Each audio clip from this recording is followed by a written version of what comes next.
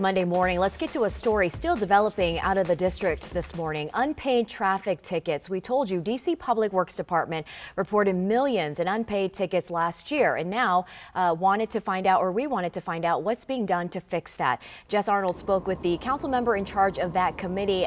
Jess, you're live from D.C. headquarters this morning. This is such a riveting story. What did they have to say? Yeah, well, this council member, it's Brianne Nadeau. She said that we really need to invest more in the technology that we know works. She'll talk a little bit more about that in this piece you'll see, and that we need to try to think creatively to hold these repeat offenders accountable. More than $889 million in unpaid tickets. That's what DPW says they saw in 2022. It's an incredibly high number, and we should be concerned about that. Ward 1 council member Brianne Nadeau now chairs DC's Public Works Committee. The public has been really clear about what they want to see here. And that's a focus on getting dangerous drivers and repeat offenders off the road. DPW can boot and tow these drivers, and Nadeau says the technology is there to target repeat offenders. I got to ride around with the person using the license plate reader.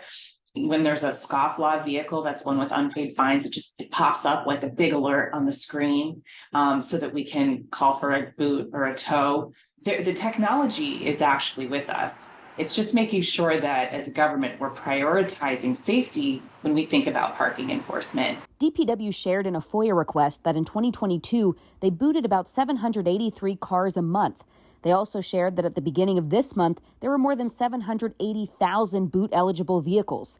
That means they were only able to boot about 1.2% of them. On the mayor's part, Bowser announced in last week's budget proposal that they also plan to start adding the approved 342 automated traffic enforcement cameras this year. They're estimating that'll bring in $578 million. Nadeau wants to make sure that money is going to traffic safety. One of the challenges that we're going to have in this budget, however, is that the mayor has chosen to take the automated traffic enforcement revenue that council had designated for Vision Zero and other safety measures and disperse it throughout the government for her other priorities instead. And so we're going to be very focused as a body on how to reverse that and put those funds back where they belong, which is keeping roads safe and keeping people safe. Now, Nadeau says one of the big issues is holding Maryland and Virginia drivers accountable. We're going to talk more about that in an hour at 6:30.